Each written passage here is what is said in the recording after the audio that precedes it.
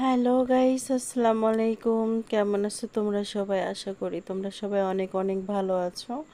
অনেক দিন পর চলে আসলাম বৃষ্টি কিচেন থেকে, তোমাদের মাঝে নিয়ে আসলাম অনেক দিন আগেকার আঞ্চলিক সময়ে থেকে চলে আসছে এই পিঠাটি। এই পিঠাটা এত পরিমাণ মজা যে কি বলবো, না খেলে বুঝবেই না তোমরা। এটা হচ্ছে দুধ পুলি এবং ভাজা দুটোই বলে। তো আমি এখানে একটি নারকেল নিয়ে নিয়েছি। আমার হাজব্যান্ডকে বললাম ওকে কুড়ে দিতে, তো হচ্ছে খুব ভালোভাবে নারকেলটাকে কুড়ে দিচ্ছিল আমাকে। তো আমি এদিকে চেক করে দেখছিলাম যে নারকেলটা ঠিক আছে কিনা। তো নারকেলটা ঠিক আছে, তারপর আমি এখানে চলে আসলাম ইন্ডাকশন ওভেনে। তো ইন্ডাকশন ওভেন আমি ওপেন করে নিয়েছি 2000 পাওয়ারে দিয়ে।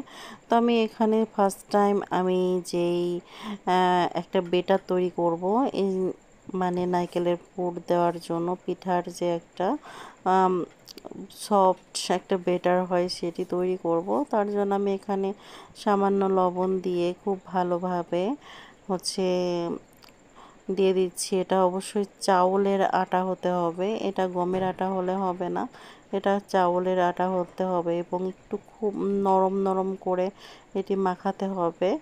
আর অবশ্যই চেষ্টা করবা নরম নরম করে রাখতে, কারণ কিছুক্ষণ ঢেকে রাখলে এটা অনেক শক্ত হয়ে যায়, সিদ্ধ হয় খুবই ভালোভাবে এই আটাটি। এই আটা আগে আমি কাটতে জানতাম না, আমার খুবই খুবই অসুবিধা হতো। এই আটা কাটা অনেক ঝামেলা। তো তোমরা কোন ভাষায় কি বলো আসলে সেটা আমি জানি না। তো আমি এখানে চুলাটাকে অফ করে দিয়েছি, দিয়েই চুলাতে যতটুকু হিট আছে সেই হিটের মাধ্যমে 5 মিনিট ঢেকে রাখবো। তারপর আমি হচ্ছে নামিয়ে নিব। দেখো কতটা সুন্দর শক্ত হয়ে গেছে। এই পর্যায়ে আমি হচ্ছে নারকেলের যে পুরটা এটি বানিয়ে নিব। তো নারকেলের পুর বানিয়ে নেওয়ার জন্য আমি একটি কড়াই সুন্দরভাবে ক্লিন করে নিয়ে চলে এসেছি। তো এই কড়াইটিতে আমি যেই নারকেলটি করে রাখছিলাম সেই নারকেলটি আমি এখানে ফার্স্ট টাইম দিয়ে দিব। তো তোমরা কে কোন জেলা থেকে দেখছো অবশ্যই কমেন্টে জানাও। আর যদি ভিডিওটা ভালো লেগে থাকে সাবস্ক্রাইব এবং বন্ধুদের মাঝে শেয়ার করে দিও। তো তারপরে আমি হচ্ছে নারকেলটাকে খুব ভালোভাবে হচ্ছে এখানে এলাচের ফল এবং খুব ভালোভাবে নাড়াচাড়া করে নিব। আর তোমরা যে যাই করো, খেজুরের গুড় বা কুসুরের গুড় যেটা দেও না কেন ভালো হয়, কিন্তু খেজুরের গুড় দিলে টেস্ট আরও অনেক অনেক বেড়ে যায়। তো অবশ্যই তোমরা চেষ্টা করবে এখানে খেজুরের গুড় দেওয়ার জন্য। তো আমি এখানে খেজুরের গুড় নিয়ে এসেছিলাম 1 কেজি পরিমাণ, সেখান থেকে আমি হাফ কেজি পরিমাণ খেজুরি গুড় দিয়ে দিলাম, কারণ খেজুরের গুড়টা অনেক শক্ত হয়ে থাকে আর একটু বেশি দিলে খেতেও অনেক টেস্টি হয়। তো আমি এটার জন্য হচ্ছে খেজুরের গুড়টা একটু বেশি দিয়ে নেড়েচেড়ে খুব ভালোভাবে প্রায় 5 থেকে 7 মিনিটের মতো নাড়াচাড়া করতে হবে। আর অবশ্যই অনবরত নাড়তে হবে, না হলে নিচে লেগে গেলে পুড়ে গেলে ভালো লাগবে না। তো আমি এখানে 2টো তেজপাতা এবং 2টো এলাচ তো তোমরা দেখছো দিয়ে দিচ্ছি, আর কিচ্ছু দেওয়া যাবে না, জাস্ট এতটুকুই উপকরণ।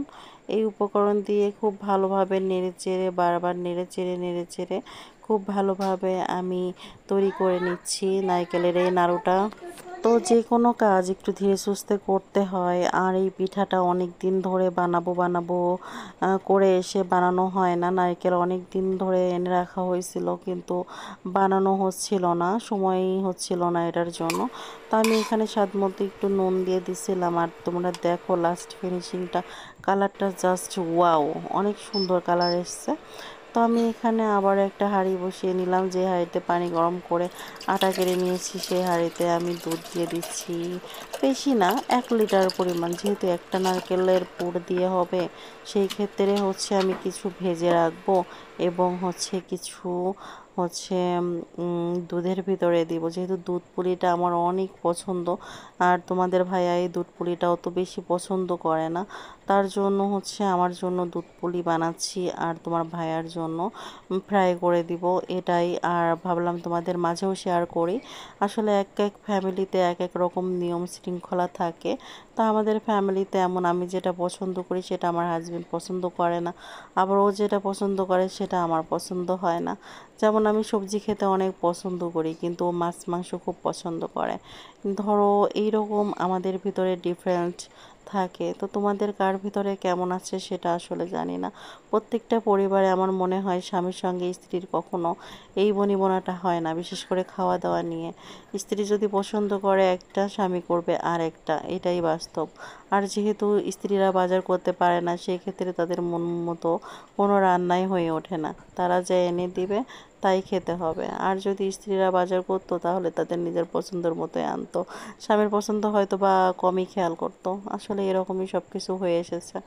তো আমি আসলে পিঠাগুলি একা একা পারছিলাম না, তার জন্য আমার বড় জাকে ডাকে আনছি। তো বড় জার সাহায্যে আমি সবগুলো পিঠা একদম ইজিলি, তোমরা দেখতেই পারলে, রুটির মতো বেলে নিয়ে জাস্ট স্টিলি গ্লাস সাহায্যে কেটে নিয়ে তারপরে হচ্ছে পুর ভরে আটকে দিলাম। এটি একদমই ইজি প্রসেসে তোমরা এটি বানিয়ে নিতে পারবে যে কোনো সময়। তো আমি এখানে যে দুধটি জাল দিয়েছিলাম সেই দুধটা কয়েকবার অনেক অনেক সময় ধরে বলক উঠছে। তো এখন আমি এখানে 5 থেকে 6টা এলাচ এবং তেজপাতা দুটো ছিঁড়ে দিয়ে দিচ্ছি। আর এখানে আমি এখন দিব আধা কেজি পরিমাণ চিনি। তোমরা ইচ্ছা করলে গুড় দিয়েও করতে পারো, অন্যরকম একটা টেস্ট আসে, কিন্তু আমি চিনি দিয়েই বেশি পছন্দ করি। তার জন্য আমি এখানে চিনি দিয়ে দিয়েছিলাম এবং সামান্য একটু নুন দিয়ে দিয়েছিলাম। তো সবগুলো পিঠা আমি আস্তে আস্তে ছেড়ে দিব। এই পিঠাগুলো আমি ফার্স্ট টাইমই তৈরি করে নিচ্ছি, তারপর তোমাদেরকে আমি কিভাবে সহজেই ফ্রাই করবে সেগুলিকে আমি দেখাবো। এবং আমার লাস্টে একটা সমস্যা হয়েছিল, যেমন যেহেতু একটা নারকেল, তার জন্য পুর অনেক একটু শর্ট পড়ে গেছিলো। তার জন্য আমি হচ্ছে পুর আবার বানিয়ে নিয়েছি এই তোমার চাউলের গুঁড়া দিয়ে। তাও এই দেখো তোমাদেরকে দেখাচ্ছি। এখানে হচ্ছে বিষয়টা চাউলের গুঁড়া, মানে আমার দুধ জাল দেওয়া ছিল আলাদাভাবে। তো নারকেলের পুর যেহেতু শেষ হয়ে গেছে, তো ভাবলাম ওই পাতিল তো ভাবলাম ওই পাতিলেই হচ্ছে নারকেল নষ্ট করব না, যতটুকু লেগে লেগে আছে ততটুকুর ভিতরেই আমি হচ্ছে যে জাল করাটা দুধ ছিল সেই দুধ আর কি দিয়ে আমি এর ভিতরে দিয়ে দিয়েছি সামান্য একটু নুন এবং স্বাদ মতো চিনি দিয়ে দিলাম। চিনি দিয়ে দেওয়ার পরে এখন আমি এখানে খুব ভালোভাবে নেড়েচেড়ে নিচ্ছি যতক্ষণ পর্যন্ত দুধটা ভালোভাবে গরম না হচ্ছে।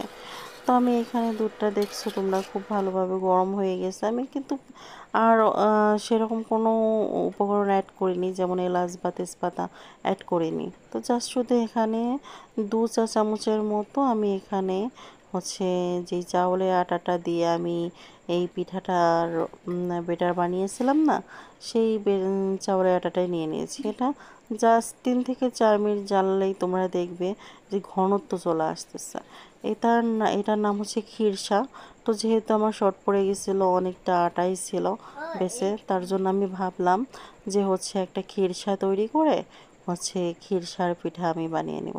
তো তোমরা দেখতে পারছো কালারটা জাস্ট ওয়াও এসেছে, অনেক সুন্দর একটি কালার এসেছে। তো আমি এখানে পুরো হাফ লিটার তেল আমি দিয়ে দিচ্ছি। তোমরা দেখতে পারছো একটু তেল বেশি হলে কি হয় যে ভাজাটা অনেক সুন্দর হয়। তবে আমার মনে হচ্ছিল আরও একটু তেল দিলে আরও বেশি ভালো হতো, কিন্তু আসলে এটা তো ফ্রাই প্যান, সেই ক্ষেত্রে আমি আরও বেশি তেল দিতে পারলাম না। তো তার জন্য এতটুকু তেলই দিছি। ফার্স্ট টাইম আমি খেরসাগুলা ভেজে নিচ্ছি, মানে খেরসার পুর দিয়ে যেগুলাকে আমি বানাইছিলাম সেগুলিকে আমি খুব ভালোভাবে ভেজে নিচ্ছি। এগুলির অত কালার আমি আনবো না, এগুলি জাস্ট মিডিয়াম হচ্ছে আঁচে ভেজে নিব। আর যেগুলি নারকেলের পুর দেওয়া আছে সেগুলি হচ্ছে খুব কড়া করে ভেজে নেব, কারণ খিরসারটা অত বেশি ভাজলে স্বাদ অত ভালো লাগে না। তোমরা চেষ্টা করবে এপিঠ ওপিঠ উল্টায়ে তুলে নিতে। যেমন তোমরা দেখতে পারছো আমি এরকম জাস্ট এরকম করে আমি সবগুলোকে তুলে নিয়েছি। আর খিরসাগুলি বেরিয়ে আসছিল, কারণ যেহেতু তোমরা বুঝোই খিরসাটা হচ্ছে আগুনের আঁচে গেলে আরও বেশি গলে যায়। তার জন্য হচ্ছে চেষ্টা করবে সবসময় এপিঠ ওপিঠ উল্টায় নিতে, কিন্তু খেতে অসাধারণ স্বাদ হয়, কারণ খিরসাটার টেস্ট আসলেও অসাধারণ। তো খুব ভালোভাবে আমি এগুলিকে তুলে নিচ্ছি, তোমরা দেখতেই পারছো। আর তোমরা আমার এই চ্যানেলে নতুন হয়ে থাকলে অবশ্যই চ্যানেলটিকে সাবস্ক্রাইব করে দিবে এবং আমাকে সহযোগিতা করার জন্য এই পর্যন্ত ভিডিও দেখার জন্য অসংখ্য অসংখ্য ধন্যবাদ। তোমাদের কাছে আর একটা অনুরোধ থাকবে, সেটি হচ্ছে তোমরা 5 জনের কাছে শেয়ার করে দেবে।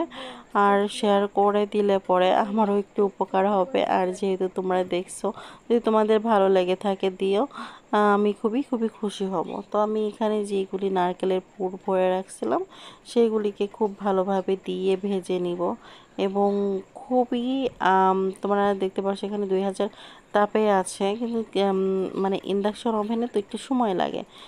তোমরা গ্যাসের চুলায় বা মাটির চুলায় তোমরা যদি এই পিঠাটা বানাও অতি দ্রুত হয়ে যাবে। তোমরা দেখতে পাচ্ছ কালারটা জাস্ট ওয়াও, কত সুন্দর কালার এসছে, মানে কি বলবো ভাষার বাইরে, এতটা মচমচে যা ভাষার বাইরে। এই পিঠাটা তোমার ভাইয়া খুব খেতে পছন্দ করে, কিন্তু আমার জাস্ট দুধ পুলিটাই খুবই খুবই মজা লাগে।